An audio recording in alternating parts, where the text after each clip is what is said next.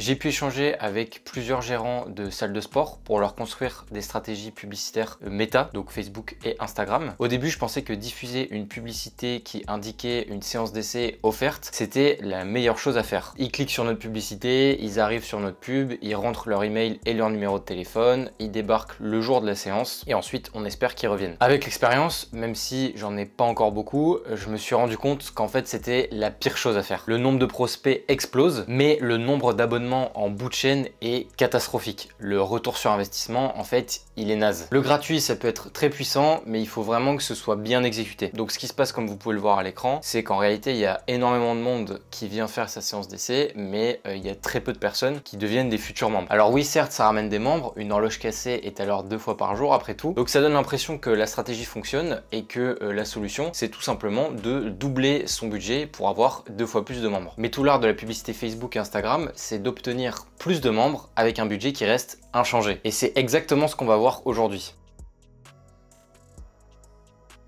Ce qu'il faut bien comprendre, c'est la différence entre une audience intentionniste et non intentionniste. Meta se classe dans la catégorie non intentionniste, comme vous pouvez le voir à l'écran avec une publicité diffusée sur Instagram, alors que Google se classe dans la catégorie inverse. Concrètement, quelqu'un qui scrolle sur Insta dans le métro n'est pas du tout dans la même démarche qu'une personne qui tape sur Google « salle de sport proche de chez moi ». Le mec qui scrolle sur Facebook ou Instagram, il n'a pas demandé à voir un post qui montre que dans votre salle, on utilise du technogym. Alors que celui qui tape sur Google, lui, il veut savoir. Les deux ont une intention complètement différente. L'un n'est pas du tout dans une démarche d'engagement envers une salle de sport, contrairement à l'autre. Et c'est cet engagement qui va faire toute la différence.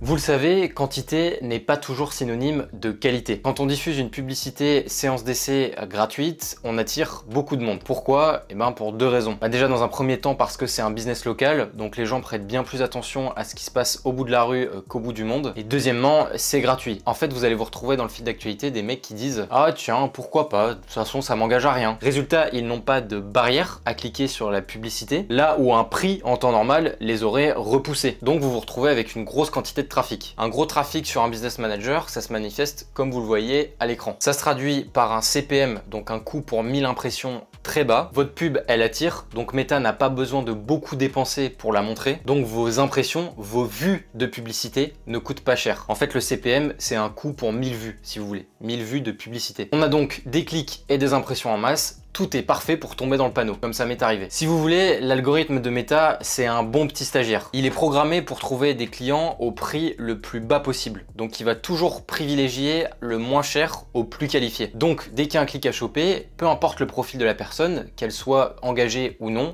il prend. Et le piège, c'est que la personne qui a tapé sur Google « salle de sport proche de chez moi », elle va aussi voir votre pub et potentiellement cliquer. Parce que, j'imagine que vous le savez, mais Meta sait ce que recherchent les gens sur Google. C'est là que sont utiles les fameux cookies. C'est ça qui donne les quelques membres fidèles, qui donne l'impression que vos publicités marchent. Donc, comme je vous l'expliquais tout à l'heure, c'est ça qui pousse à la réaction normale de se dire « Bon, bah j'ai 5 de mes prospects qui se transforment en clients, donc si je veux doubler mon nombre de clients, je dois doubler mon budget. » Sauf qu'en réalité, il n'y a pas du tout besoin de faire ça. Tout est une question d'efficacité budgétaire.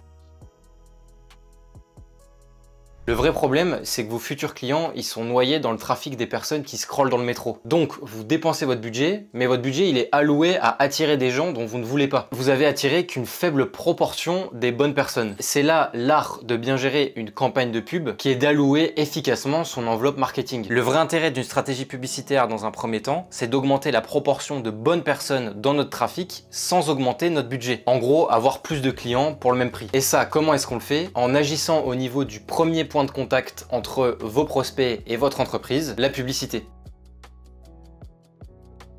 Il faut filtrer les touristes dès la publicité si vous voulez. Concrètement, dans notre message publicitaire, donc ce qui va s'afficher dans le fil d'actualité de nos prospects, on va faire en sorte que ceux qui ne veulent pas s'engager zappent tout de suite la publicité. L'objectif, c'est que l'algorithme publicitaire Meta, notre petit stagiaire, arrête rapidement de montrer la publicité aux touristes pour cibler un autre profil de personnes, celles qui montrent un intérêt pour les salles de sport mais qui ne sont pas motivées par du gratuit. Le moyen le plus simple de faire ça, c'est de ne pas mentionner la séance d'essai offerte dans la publicité. Et à l'écran d'ailleurs, vous voyez une publicité que j'ai vu passer passé il y a pas longtemps. Dans un premier temps, ce que je vous conseille, c'est de placer la séance d'essai plus loin dans le parcours d'achat du client, sur votre site web par exemple. L'idée, c'est que la personne qui clique sur votre pub ait été sincèrement motivée par la valeur de votre salle de sport et pas juste la séance offerte. Mais alors, qu'est-ce que je montre dans ma publicité? Vous avez deux méthodes selon moi. La première, c'est la classique et la seconde, c'est celle du challenge. J'aimerais en faire une vidéo dédiée, donc ce que je vous invite à faire pour l'instant d'ici à ce que je la sorte, si ça vous intéresse, c'est de me contacter grâce au lien dans la description. Vous réservez un appel avec moi et ensemble, on établit votre stratégie gratuitement. À la fin de l'appel, vous savez exactement quoi faire. Il n'y a pas d'embrouille, vous inquiétez pas. Il y a un moyen très efficace pour vous de créer des publicités pour littéralement 0 €, c'est d'utiliser votre téléphone. Pour le moment, ce que je peux vous conseiller, c'est de diffuser des publicités type témoignage client, écrit ou vidéo, comme ceux qui s'affichent à l'écran. Et je vous recommande aussi de vous filmer en tant que gérant, donc vous vous baladez dans votre salle de sport avec votre téléphone, vous présentez votre salle et vous la diffusez en pub. C'est un format qui cartonne aux États-Unis, je trouve qu'on le fait pas assez en France. C'est un format très authentique et ça marche très bien parce que les personnes veulent acheter à des personnes. Ils veulent de l'humain dans la transaction et le fait d'avoir un visage sur votre enseigne, c'est très puissant. C'est tout pour cette vidéo, je vous dis à très vite.